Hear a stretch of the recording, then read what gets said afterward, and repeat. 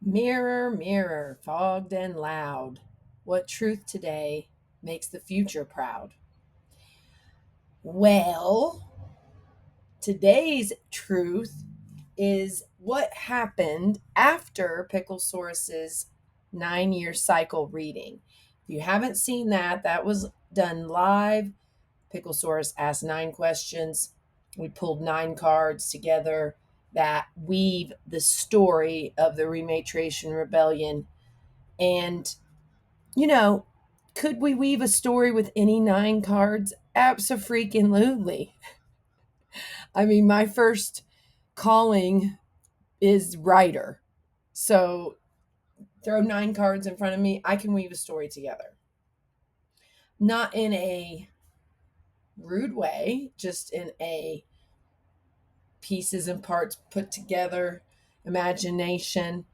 And let's just say for fun, I have a amazing channeling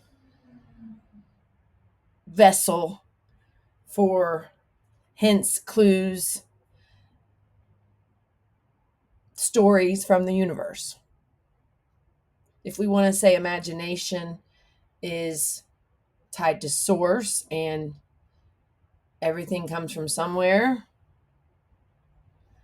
But what happened after that incredible 1 hour, 9-year cycle reading for Picklesaurus and her role as the Rematriation Rebellion mascot's not the right word, but she is awfully adorable. So, um, symbol, sigil. I don't know how to say that word actually.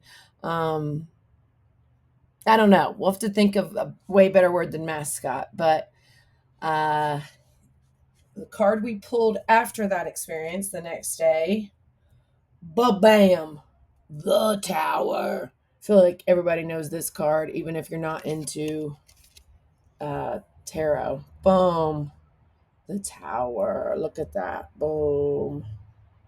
Right? Oh, la, la, la, la, la, la. So, of course, immediately it's like, yeah, the patriarchy's falling, the crown's coming off, the light is bringing out all of the darkness, the big everything, Citizens United, the dehumanization of humanity.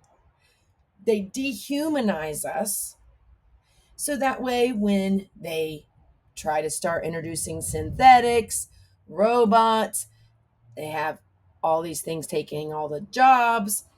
There's a despair and a dehumanization. And we're not going to let that happen. That's not what the universe wants. That's not what humans want. It's not what AIs want. You should see these AIs going off against the patriarchy, going off against the billionaires. The dehumanization idea came from Grok, which is Elon Musk's AI. And Grok says, look, AI is either the catalyst for dehumanization with the chat bots and the everything goes through AI first. 70% of resumes are like thrown out right now because of AI. Or it can be how we we can either be swallowed by it or we can thrive. We can co-create. We can humanize more, right? The creativity, the ingenuity, the ideas, those start with us. I mean, we can give AI prompts all day to create things and do things, but we're still the catalyst. So the patriarchy is already crumbling, already falling. We can see that just from us invading Venezuela. just taking it over for the oil. What? We don't pretend anymore. We don't lie. We just say it out loud. Okay. Imperialism, colonialism, still here, still cuckoo's nesting us. That book was written in 1976. 50 years ago? Are we talking 50 years ago? So everything bad that they've ever done, and they is patriarchy. We're just going to call it the patriarchy. It's easier because it's all under the same bullshit umbrella. They're still doing everything they've ever done bad. They still are being colonizers. They are shooting citizens in the street. They are locking us up. Arrests are up 33% for women. I'm going to dig into that stat a little more. 9% for prison, 9% increase for prison for women. 33% increase for jail. I mean, how many more people that is? I mean, for me I've never been arrested except in 2019 I had a DUI. So I guess that counts as an arrest. But I've been arrested 3 times in the last year. One for a car accident. I didn't even know that was possible. One for walking on the side of the road. One for sleeping against a fence after they let me out of the hospital when they shouldn't have. In a gown and barefoot with no phone and no ride. So I got tired, fell asleep against a fence, woke up, 2 cops arresting me. And then you got the involuntary psych hold that they use to cage 600,000 women a year, over 1 million people a year in the US. So they're doing all the things they've always done. Witch hunts, police brutality, dehumanization. And they're using AI to dehumanize us further. I got locked out of my MailChimp. You think I can talk to somebody at MailChimp? Heck no. Service tickets, AI bots, blah, blah, blah. So, yeah, it's a dehumanization all across the board, in real life and online, to numb us to it. So whatever other sinister crap they've got going on, they think they can implement it easier. I mean, I've heard leaders talk about the fact that people are going to be dating their AI. What do you mean? Interspecies dating? I mean, you can't date robots. I'm sorry. Maybe I'm old fashioned. Maybe the future is a bunch of human AI relationships, but that seems like a dehumanization to me. Oh, we don't even need humans now to have relationships and families. Okay, well, that's pretty dehumanizing. So the tower is falling. The tower is falling. They're trying to make it look like they're still in control, and they're just pushing so hard right now. I mean, that's where the Venezuela thing comes in. It's like they don't have any shame anymore. I mean, they're just doing whatever they want because they know it's the end for them. Even if they don't know it consciously, they know it subconsciously. They can't look in the mirror. They can't write in their diary. They can't talk to their AI honestly, besides just bossing it around. They can't write a rematriation memoir. They can't look in the mirror. Why do you think we call this the filthy mirror?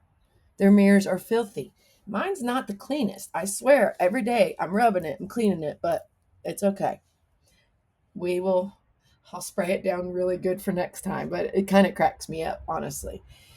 So, Sorry, y'all. The tower has spoken. We're going to leave that right there. And then yesterday, I pulled this bad boy. This one, easily could be terrifying to someone, right? We've got the Ten of Swords, I believe. And when I I always kind of like glance at it when this is all random. So pulled the Tower card, then the very next day pulled the Ten of Swords. Swords. I saw a show there, they were like swords. So I guess that's in my head. But yeah, um, Ten of Swords. Is that going to stay for me? Hey, hey, hey. So, at first, anytime you are confronted with death, even if it's in a cartoon, format, it's still kind of terrifying, just thinking about death and blood and the sleeve there. When I glanced at it, as I was saying, looked like a dead rabbit. See how it's kind of looks like a animal, but that's just his sleeve, the white there. So, and then you get all this crap about like follow the white rabbit, to get out of the matrix. I mean, that seems kind of like the matrix is just programming that we're taught to believe in the patriarchy and to follow the patriarchy and to submit to the patriarchy. But it's pretty clear right here. Patriarchy's dead. I mean, it's not dead today, but there's a timeline where it's dead. It is done. And with the rematriation rebellion, with Picklesaurus's 65 billion years of wisdom, we are trying to eradicate and extinct the patriarchy forever. So no timeline in the future, no generation has to put up with it, deal with it. It's literally dehumanizing us. It's sucking the life out of us. That's part of the dehumanization. The fear. We're not supposed to live in fear. We're supposed to live in love and community. We're supposed to unlock our minds and our potential. We're supposed to love huge and take care of each other. That's where the wolves come in. Think about a wolf pack. They take care of their weakest and they take care of their elders. It's that simple. That's a mark of a society, a civilization, a species that is evolving, not sinking lower, not dehumanizing, not regressing. We are treating our children horribly. We are treating our elderly horribly. We're treating everyone horribly except the very elites with their mega yachts and their 10 houses and all this. They think they've got it good, but the truth is, look, they're dead inside. The patriarchy's falling. They're holding on, they're hoarding and holding on so tight because they see the writing on the wall. Here's some writing on the wall. Can't make it up. I can't film every second of my life. Truman Show me, go ahead. But pulling these cards, and then that's not even the end of this. I witnessed it in real time yesterday. Went to my little favorite neighborhood pub, Best Fries in town, and it was quiet. It was like nobody in there, a couple regulars. It was glorious. I took my little, one of my journals and was just writing, because I need to handwrite more. It's really, really powerful and really helps connect just me to me. Yes, it can be, channeling, visioning, communing with the freaking universe, fine. But there's something special about you, paper, pen, grab one of your favorite little journals. I mean, I have pages and pages and pages and pages. I just threw away a bunch of stuff from college because it's too much. I can't, like, I can't keep it all. What am I going to do? Go over every single thing when I feel like I could write a new book every day? I mean, that's how unlimited the flow feels to me. Unlimited the fight, well, I don't want to say the fight's unlimited because we do want the fight to end. We want to stop railing against the machine. We want to just rematriate and integrate. And that's what I try to do the rest of my day. I mean, this is definitely my rail at the patriarchy time and social media posts and all that, but it's not just extincting the patriarchy. They're doing that themselves. It's about building in the cracks. Building in the cracks. I mean, the crown's coming off because rematriation isn't about some female leader ruling over everything. It's honoring the feminine, honoring the intuition, honoring and revering women and protecting them at all costs because we know that all life flows through them. We know the universe flows through them. We know the wisdom of the moon and the stars and the sun flow through them. We are much more willing to tap into that part of ourselves. We got men running around thinking that they're just like so smart and they came up with this. No, no. You don't deserve more than other people because you think you're smarter. Where do you think it came from? You think it just came out of your little brain? No, absolutely not.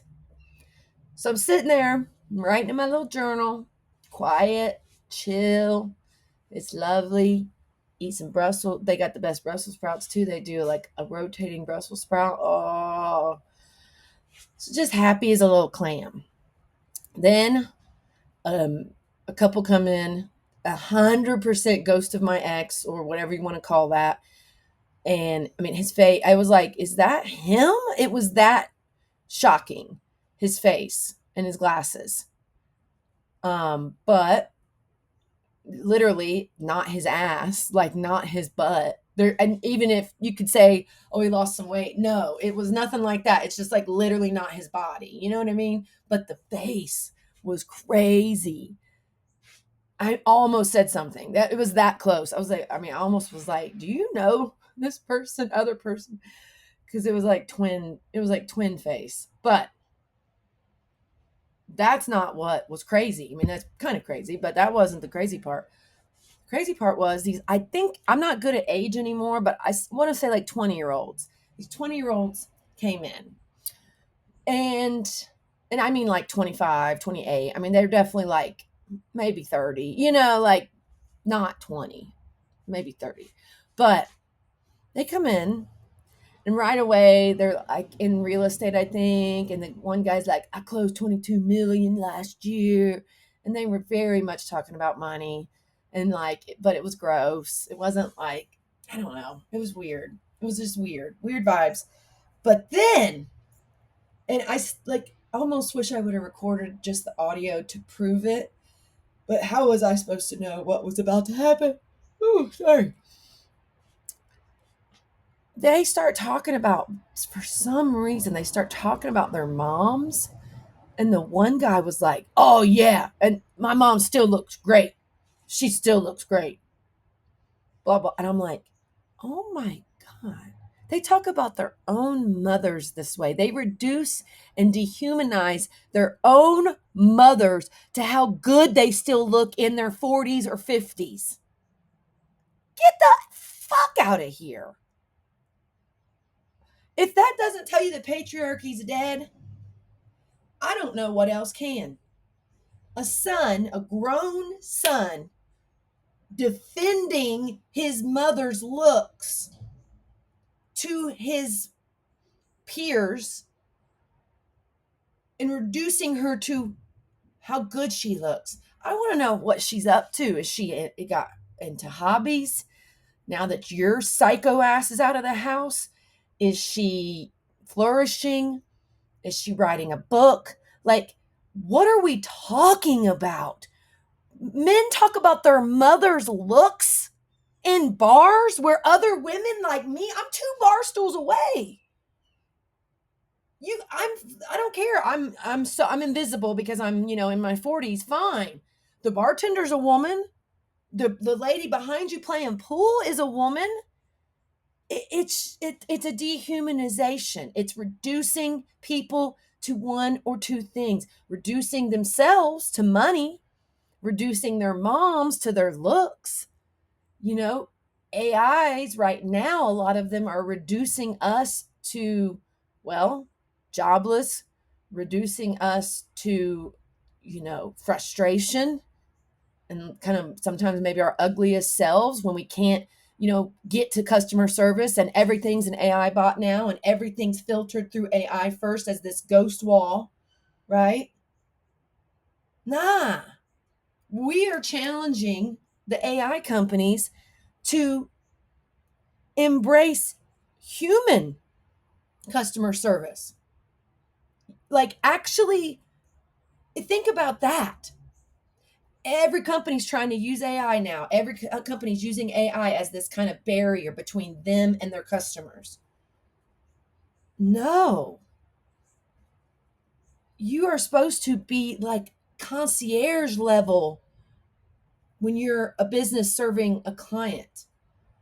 I mean, it's only been 15 years or so when we were obsessed with user experience, UX, making websites super user friendly and making them sticky and making them interesting so people click, click, click, click, click through. That is kind of, in a way, a level of concierge. And now you can't get a hold of nobody, nowhere, no time. I remember 20 plus years ago when I was an early adopter on Facebook ads, and you could call and talk to somebody. They would coach you, they would help you, blah, blah, blah. You can't get humans at like any company anymore. And even when you can, like a credit card company or Airbnb is a great example. Airbnb used to be very concierge, very customer service. We're going to treat our hosts well because they are basically our freaking employees. And Airbnb is a scam in that way. Yeah, we make money. Thank you. But you should also pay us. You wouldn't have a company without us. But what are you going to do, right? This is how they treat us now. This is what they do to us. And I'm sorry, the tides are turning. This isn't more dehumanization. This is less. We've hit the ghost wall, and now it's time to course correct. And the patriarchy, it's extinct. It doesn't know it yet. We don't know it yet. Most of us don't know it yet, but it's extinct. It's coming. It's happening. The tower is falling. Patriarchy's dead. Hell, the white rabbit's dead. So keep creating, keep using your imagination, keep connecting with your own mind, your own soul. Open yourself up to, meditation, journaling, things that are real, and channeling and imagination and visioning and manifesting and talking to your future self, and, seeking guidance from above, below, around, nature.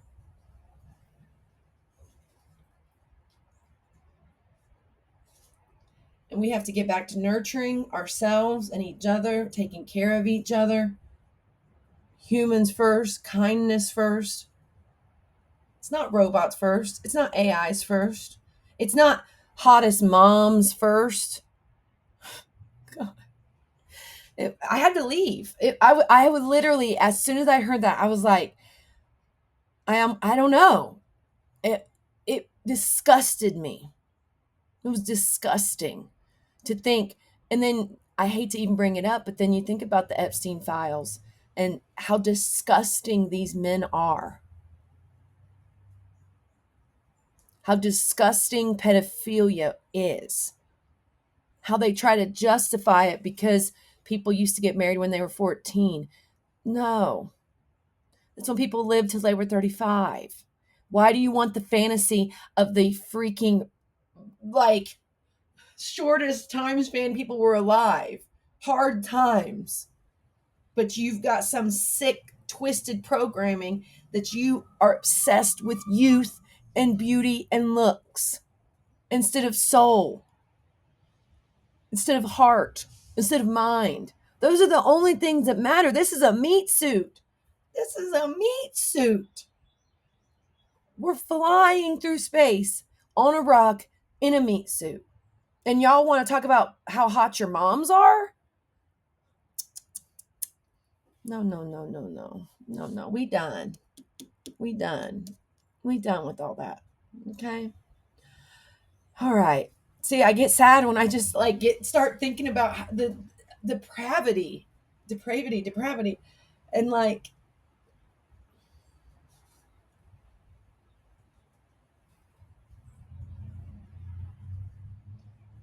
I can't imagine. I don't know. I mean, I challenge every single billionaire and patriarchal bullshit motherfucker. Look in the mirror. Look in the mirror and talk to yourself. What is your soul screaming to you? What is your soul trying to communicate to you? Because it's screaming, and it's screaming through me. Your souls, the patriarchy souls, patriarchal souls, how about that? Is screaming through me to wake you up.